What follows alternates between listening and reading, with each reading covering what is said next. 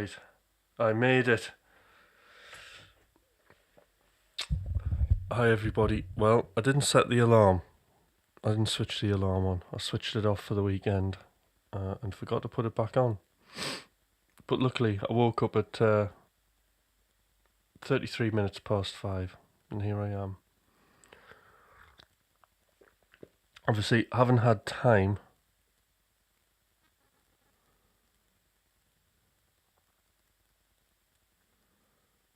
Oh, I don't know anything about that. Don't know what I was playing through actually.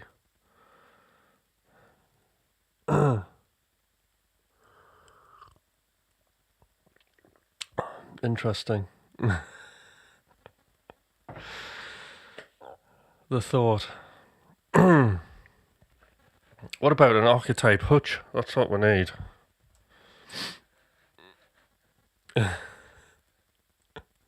Right. Does the mic sound alright? Yeah. No archetypes. Just the archetypes in my head that I play as creative games. In other words, the Walt Disney model. You see, you've set me off. So the creative process, we can look at it as three-role theory, which can be archetypes. The dreamer, the realist, and the critic. So there are three archetypes. These are very important. When I first kind of came across the concept and started using it, when would that have been? 2014. I think it was one of my first coaching sessions that I had, was the archetype thing, and having these kind of meetings between the various archetypes, between the dreamer, the realist, and the critic. I get a little bit confused with the archetypes because they've changed recently. Because now, instead of the critic, what we have is the connector, so that fits up nicely with the machine. So we're looking towards the end of the done, especially release. Release section is all about the connection. That really is when you connect to the outside world.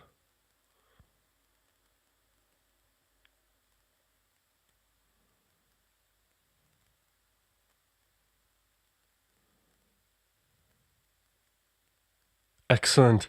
I mean, brilliant, Nathan. Yeah, I try not to give the game away. Thomas was going wild, wasn't he? No self-control.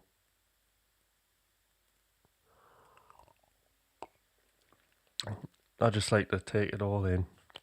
It was brilliant though, wasn't it? Like,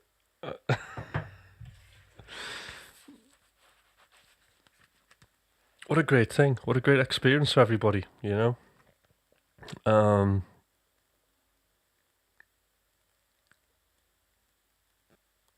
Oh no, the dreamer never fades.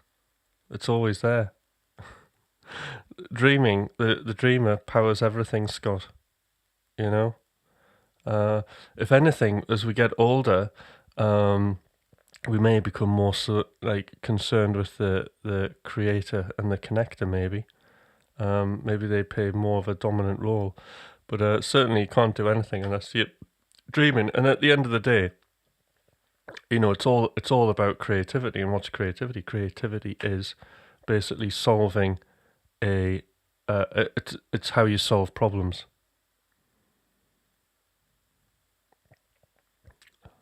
D. Rich, wasn't it?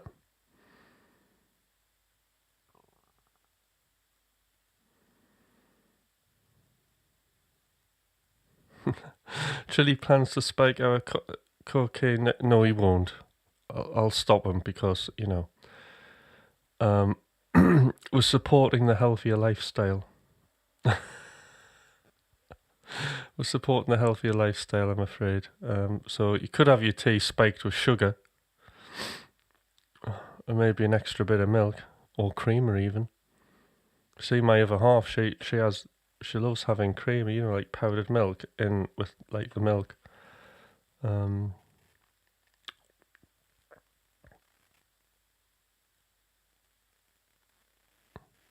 Yeah, I had a pizza. God, I felt dirty after it. Eating at that time. I could have just gone home and left it. No, I didn't. So yes, the three roll theory. So yes, the critic was changed to the connector. The realist was changed to the creator, because that sounds powerful. And then the dreamer, right? I just like the dreamer. But over much debate, this was changed to the conjurer, a bit like a medieval magician. And the reason it was the conjurer because it felt more proactive. Dreamer was too wishy-washy. Conjurer's more like kind of, I don't know, coming up with an evil scheme. So if you like the conjurer better than the dreamer, fair enough. I prefer the dreamer. But those are archetypes, and this is important. So, and what we'll find is that there is a dreamer, creator, and connector actually in everything that we do, and actually in every section of the automatic music machine. And why is this? Because even when we're dreaming, okay, when we're splurging, you think of an idea and you have to execute that idea, so it does actually go through. Well, it certainly goes to the creator, doesn't it? So that three-roll theory does tend to play out in each phase. So I think that's probably the most zoomed out version of the creative process, the way that it's kind of mapped out, the way that I use it. And then the next level down, up, I suppose, would be the machine and its sections. And there's, the creative process modularized, that we can jump in at each phase. You don't have to go to beginning to end. You can have a piece of music you can work on, you can drop in at any point on a piece of music, as long as there's a piece of music in there. But yes. So yeah, it was a long stream. On Saturday. It's good though. I need to work on. I need to work on that economy.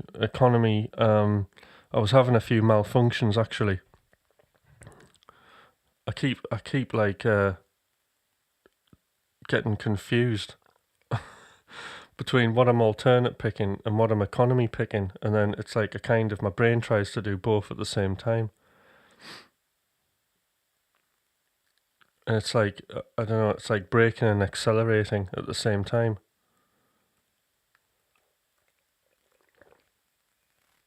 And just everything just flies out of control at that point. So I was just trying to kind of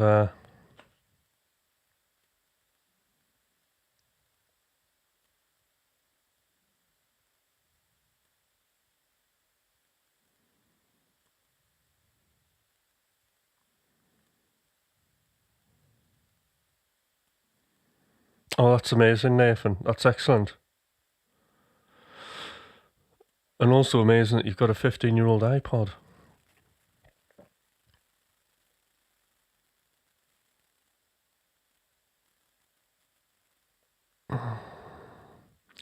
Yeah, it's funny, isn't it? Because like I'm doing the economy picking and it's great, and it's like running down a mountain with the wind in your face till you get to the bottom. And then it's like, oh shit. And then you forget. And then it's just a big pile up, isn't it? But I'm working on it.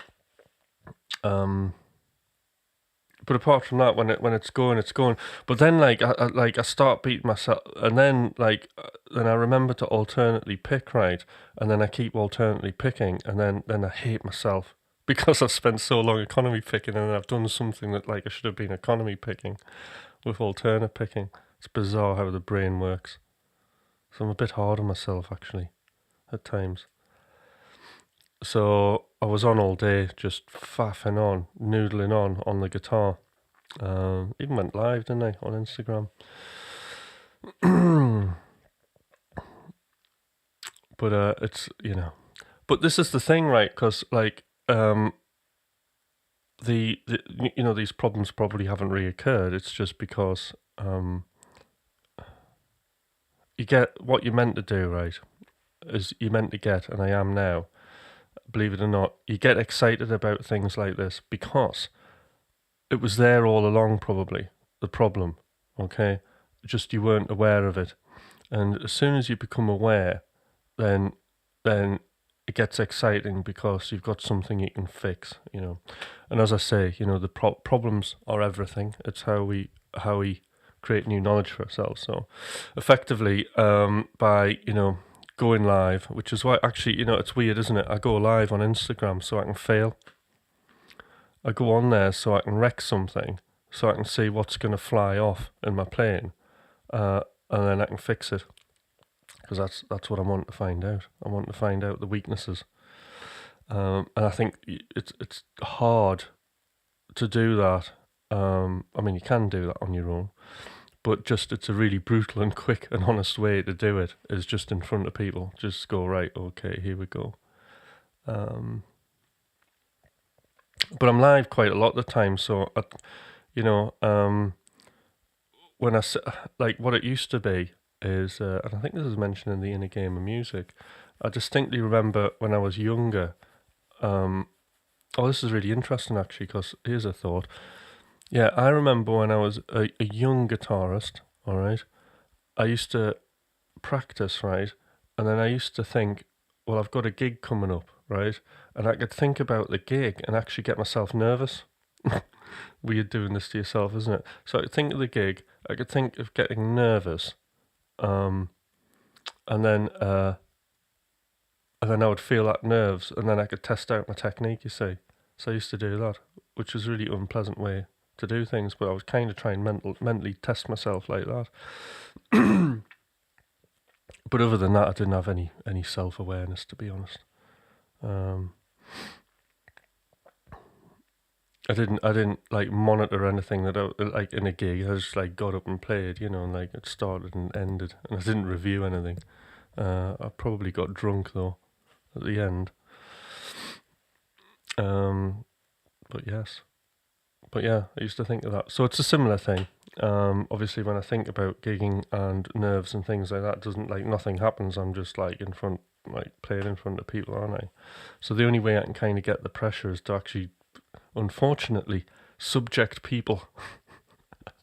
That's right, Scott. That was the review process. I didn't do wins, problems, and opportunities then. I used to just hit the bar and spend what little money I had and get absolutely slashed, mortal. That's how I did it, because I didn't have any responsibilities, and I just used to get up and do the whole thing, play guitar all day long, think about the next gig, get nervous, play like shit, try and overcome it, do the gig, get drunk, go back to bed, practice. Yeah, that's how it was. Yeah, God, I was free then. That was freedom, wasn't it? Yeah, I had no responsibilities whatsoever. Totally different life. Not like now. Even create responsibility. I mean, like I'm here on the live streams, because I use you guys to hold me accountable to turn up to the studio now, which is just a brilliant thing to do. Sorry, I'm going to end up talking, aren't I, about music, So living free, yeah. So that's No, I am free.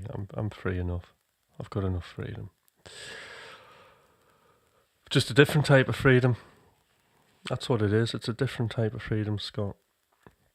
But I mean, doing these streams is absolutely amazing for me, because like I was starting to, after years and years of like getting up in the morning and doing music and releasing music and then doing more music and then not releasing music and then doing live stream and all this kind of stuff. It's you start losing your connection because you just hit a wall and you're not going any further. So you have to think of something, don't you?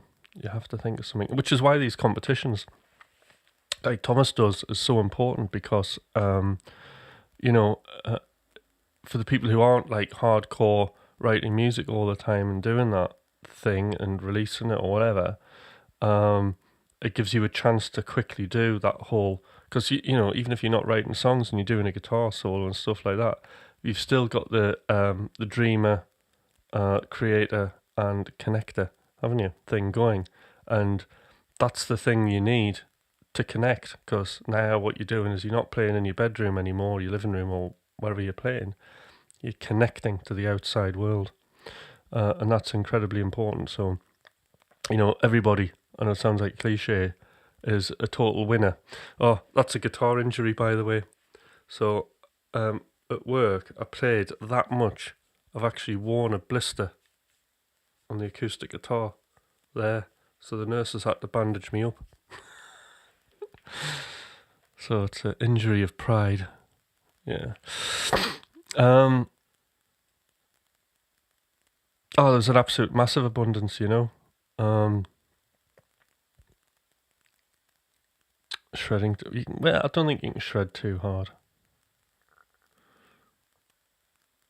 Unless you're picking too hard or hammering on too hard and you wear your fingers out. My fingers would wear away long before my elbow, yeah.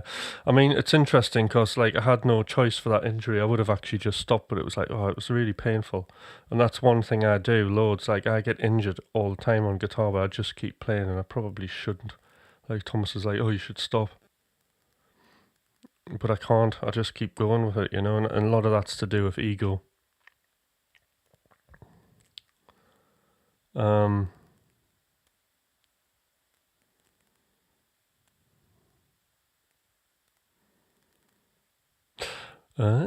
That's interesting, Scott. I can't be asked to play for myself much, but if the right audience is around, I can make it happen.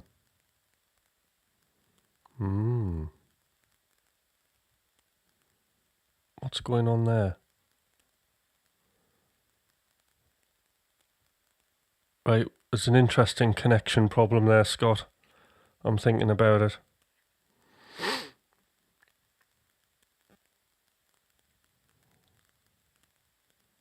But how does that affect your playing? You know, when we're playing music, it's a metaphor, isn't it? So you're playing guitar, right? Probably improvising. Are you playing for that audience that's in front of you, or are you playing for yourself? I'm concerned.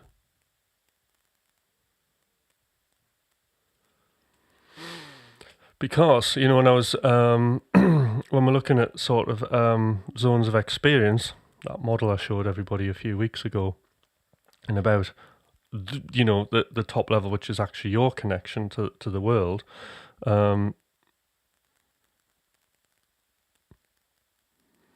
I think the reputation. All right, right, okay. Can we have a little bit more? Sorry, Scott. This is interesting. I was going to do a splurge, but this is far more interesting now.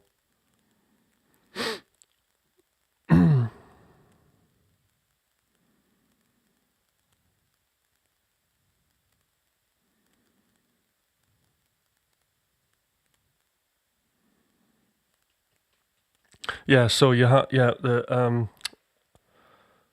therapy time. That's right. So yes, we've got maybe I should ditch all this. Maybe I should just do like a guitar agony or music agony uncle.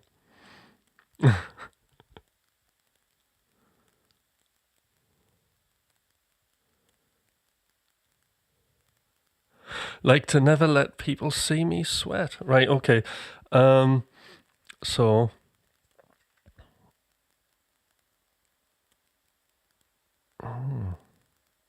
Yeah, so you've got your connection at the top level, so zones of experience, okay? And this is all about you. Now, there's this like little game that I do with my coaching group at some point that comes along, and we have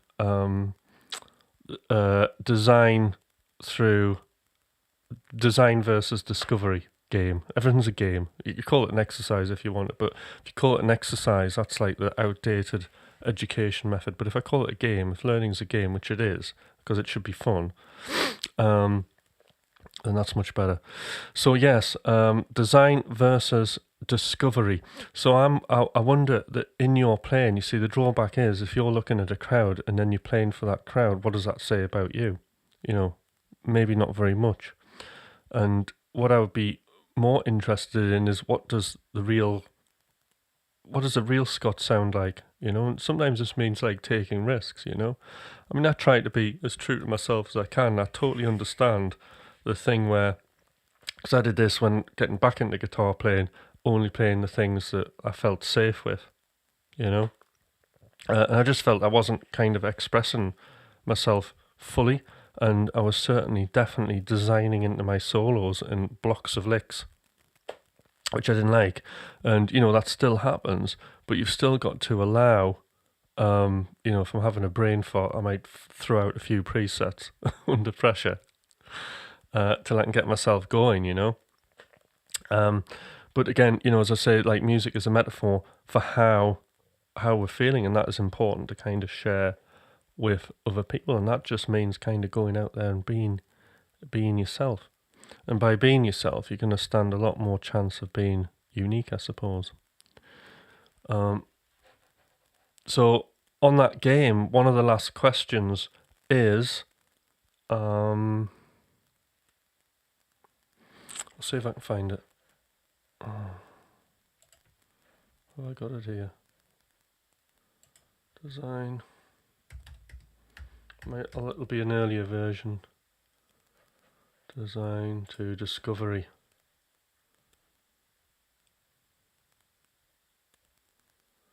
Yeah, so it's kind of similar like this. This is more like the production version.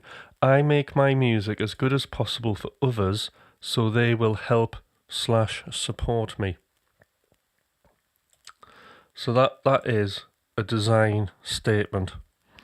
And then the answer to that would be, I make my music to find my connection to the world. So really is the way to connect to the world. And remember, the whole point of this is to make unique music, because we've got a musical problem in that there's like so much music being released. It's hard to be unique. So being unique is the absolute paramount, most important thing to be doing. Is trying to find, you know, that unique kind of connection, and a lot of that, for me, my belief in this is that the most unique thing, well, it's not a belief, it's a truth. There's only one Scott. Yeah, there's only one Scott X. So we need to hear what Scott X is like. But I wouldn't want to go and look at a crowd of people and go, I think they're like this, and then play to that crowd. I would just want to play what the music is telling me to play. So it's an interesting one. The design discovery game. I'll give you another one here. That's actually the last question. There's 7 questions here. The first one is, so this would be a design, not questions, statements, aren't they? The first statement is, how do I get the ideal situation to make the best music? How could we make that into a discovery statement, do you think? I'll give you it. How can I use my situation now to make the best music? There you go. There's the discovery one. So you're using what you've already got. But these questions will all be based on the various different zones of experience levels. So that'll be, that's an environment statement. Because people get stuck on their environment, don't they? They go, I can't do X because I haven't got this, you know, and that's not always true. You know, you can make music with basically just Ableton Live and that's it. Ableton Live entry, you're done. Environmental, yeah. It's an environmental design statement, and then there's a discovery one. So discover your environment. How can your environment now enable you to do what you want? And because all the time you're aiming to get up that model to that connection to the top all the time. So like when there's a guitar competition and you're like, oh, I haven't got X, right? Then what have you got to do it in your environment? And the environment's not just your physical environment, you know, it can be your software as well. That's also the digital environment, isn't it? So maybe you haven't got like neural DSP amp modeling, but maybe you have just like the Ableton amp modeler. Now there's a limitation, okay? And at work I do this, I use it, right? I use the Ableton Live amp model deliberately because it gets me using the native plugins and thinking outside the box and trying to kind of make that not so great sound okay, and you learn a lot from that. No software, well that's fine. Hardware's good. You can touch it, it's tactile, that's great. So there we have it. There's a very mild talk from me today, this morning.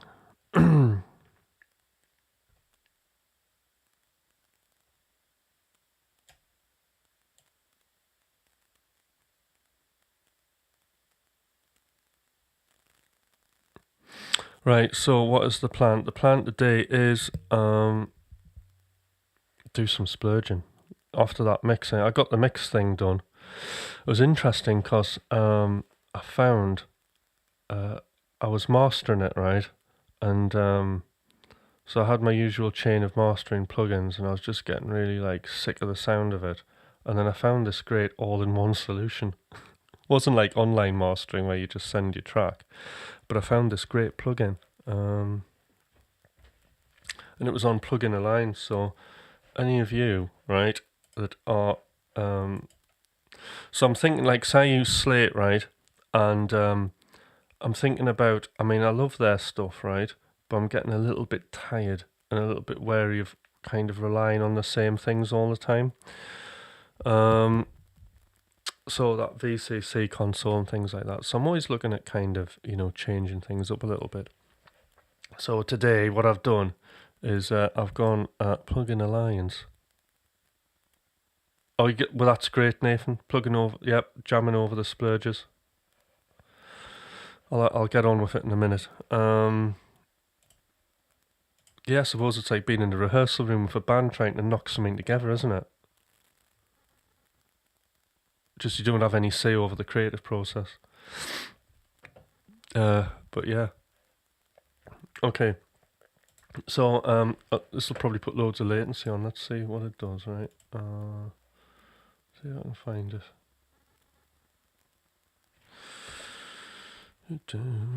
Right. Product placement. Here we go.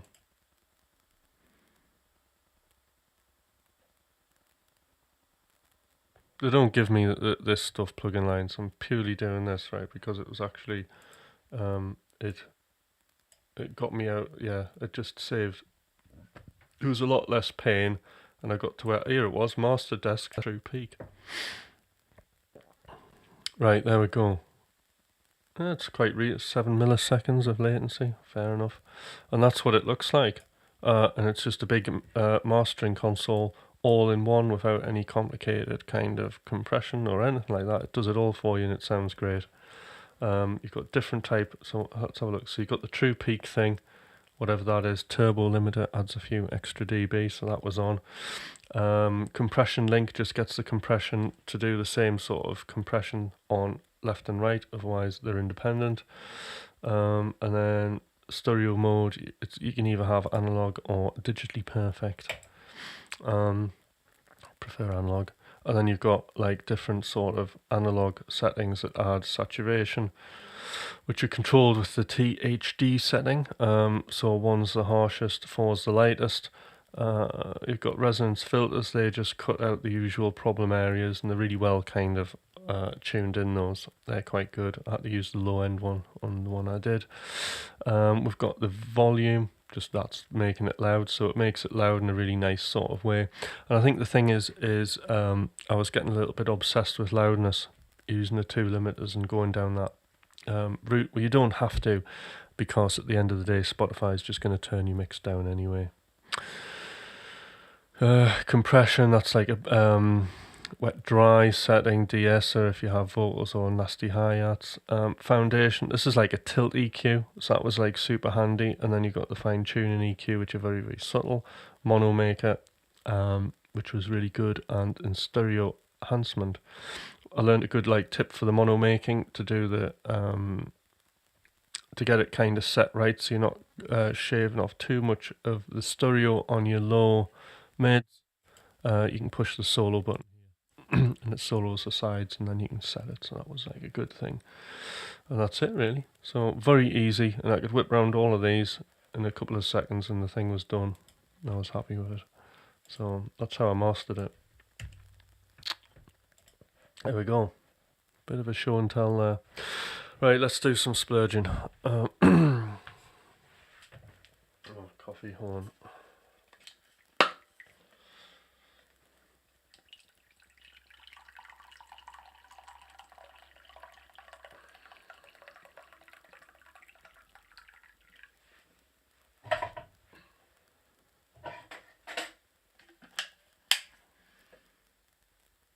Right.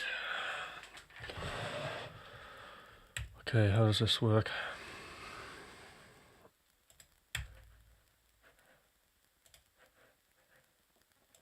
Boom. There we go.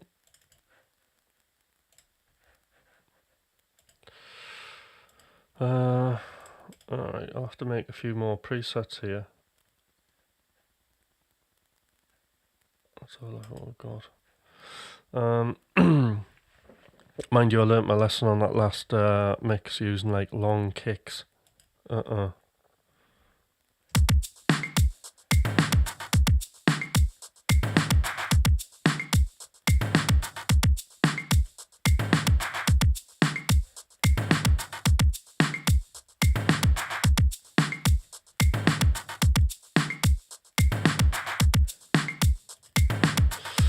Sounds good, that.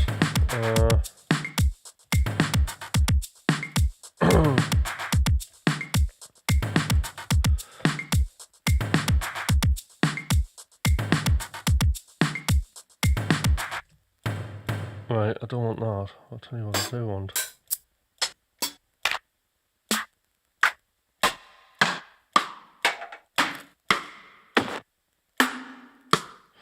I need a clap.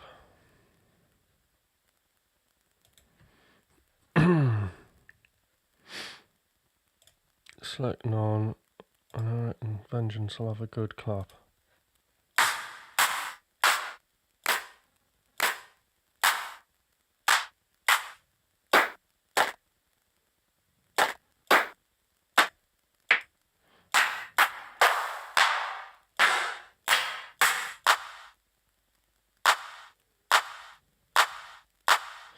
Could be good. Right, let's add that. Add it, and hold it there. This is going to go on the 2 and 4 beats, and luckily, because I'm going to be lazy, we can use the Hass effect.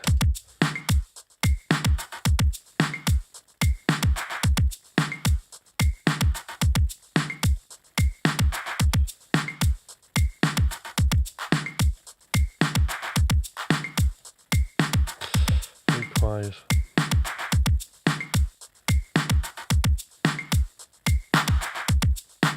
There we go.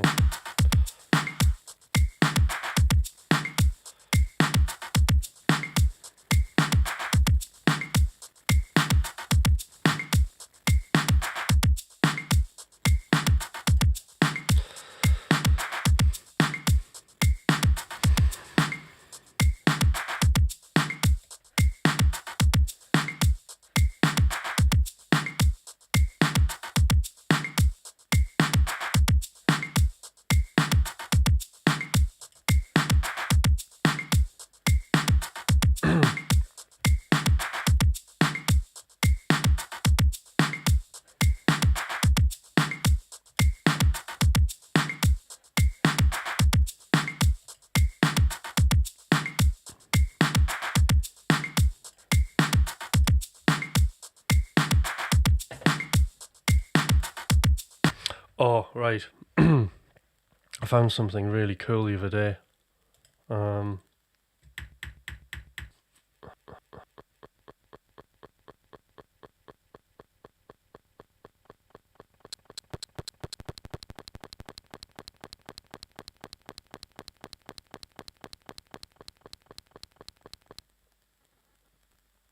Right, that took a while, didn't it? Right, there we go. So, I found, where is it?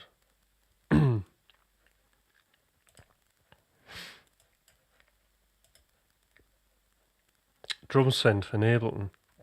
It's got these really simple drum modules, and there's one called FM, which I really liked. And we can just kind of bang a few notes in.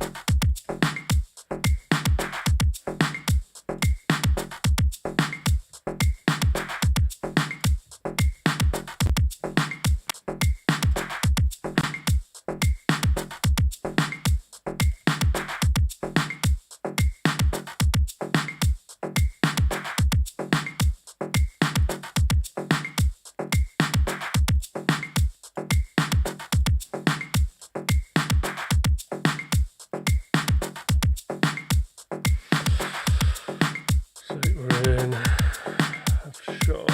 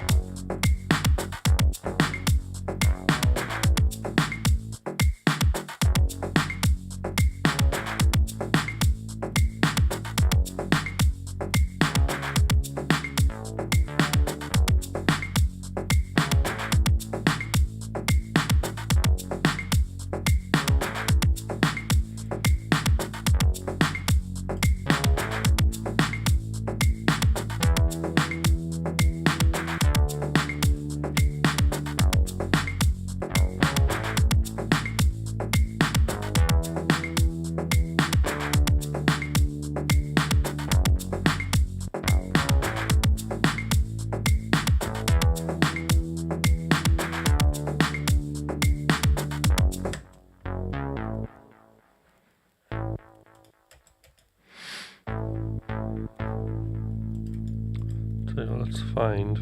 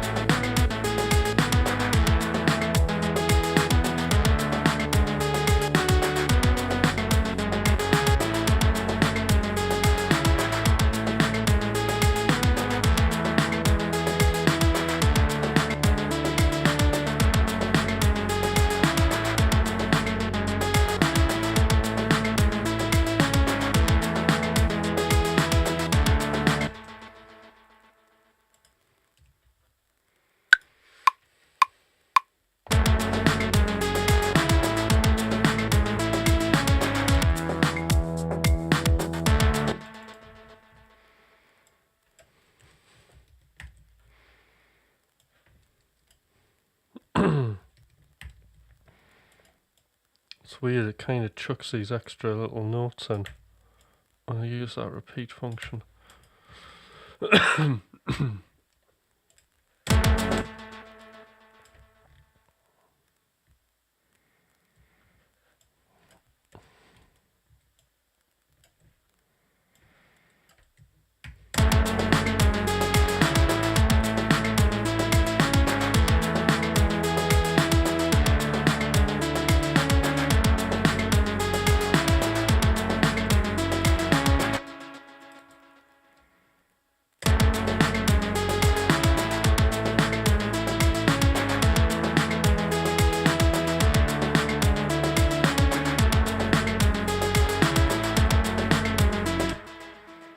That bass is looping around. Oh yeah.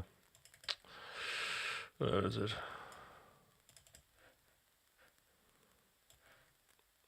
Go.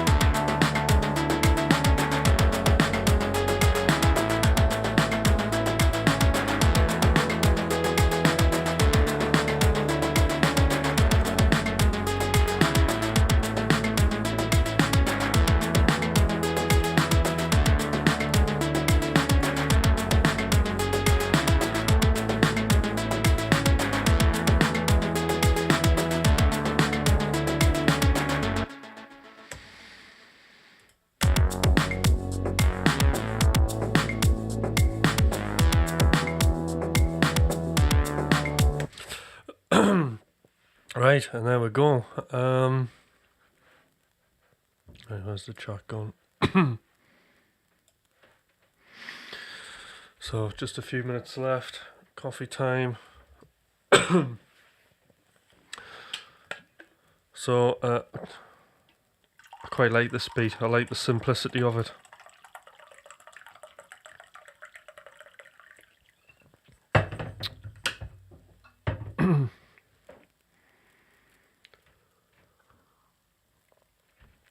Right, so the drum part, kind of unique, yeah. Well, actually, it is unique. Well, no, is it?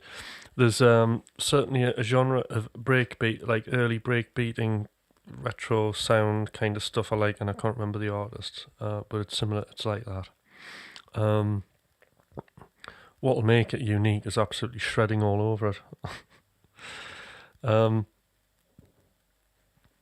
That's where did the drum part suddenly materialise?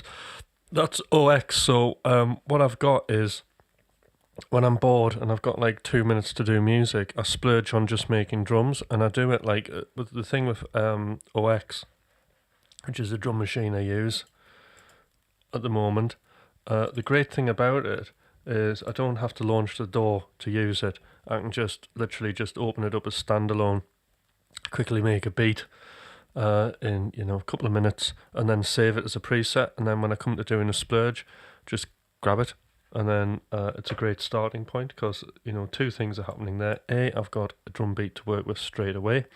B, I've got a collection of sounds that are okay, that are kind of working together already. So it's a really good thing, and it's really easy to make variations on OX as well. So it's just a great drum machine tool. I was never a fan of having all of my drums in MIDI parts, but now I'm not fussed. It's fine.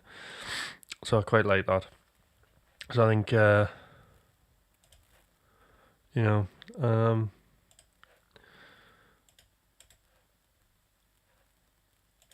tempted to do a little bit more on this track tomorrow, actually. I shouldn't. It should go in the machine, but, I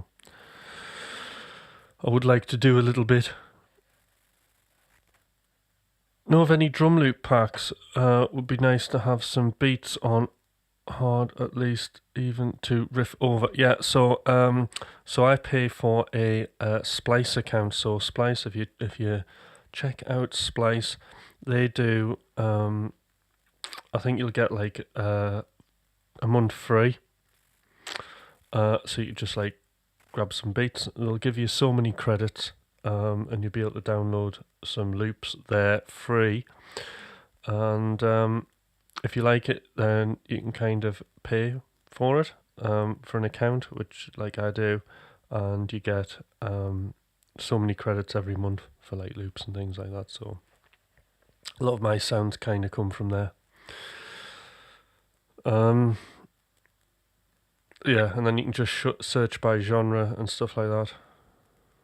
Yeah, there's also Loop Cloud as well by Loop Masters.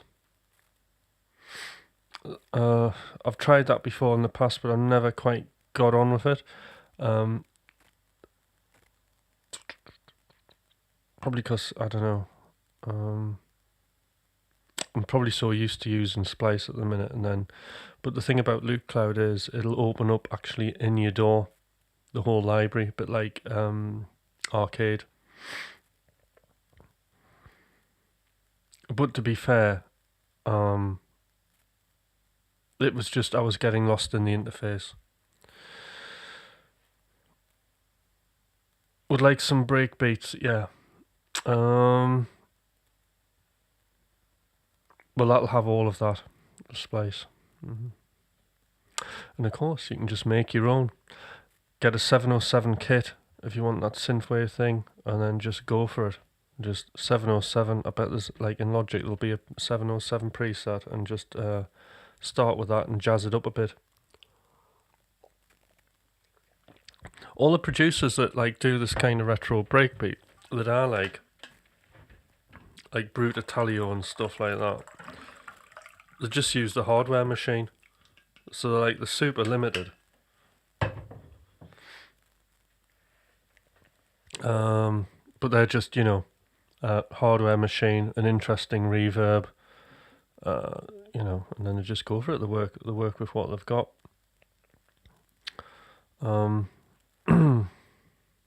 But I highly recommend making your own, you know, getting a good drum machine, getting like interface.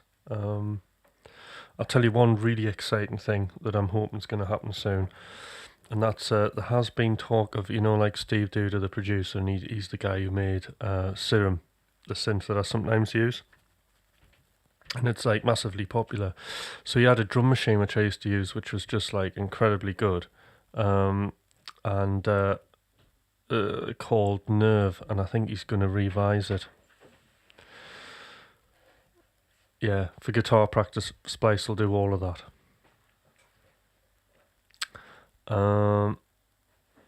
Cool, Nathan. Right.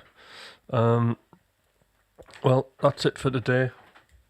I think we might do a discovery session tomorrow. All right. I'll see you guys then. Thanks for coming along. All right then. Excellent, Nathan. Brilliant. All right. I'll see you all tomorrow morning, and I'll set my alarm. All right. Bye.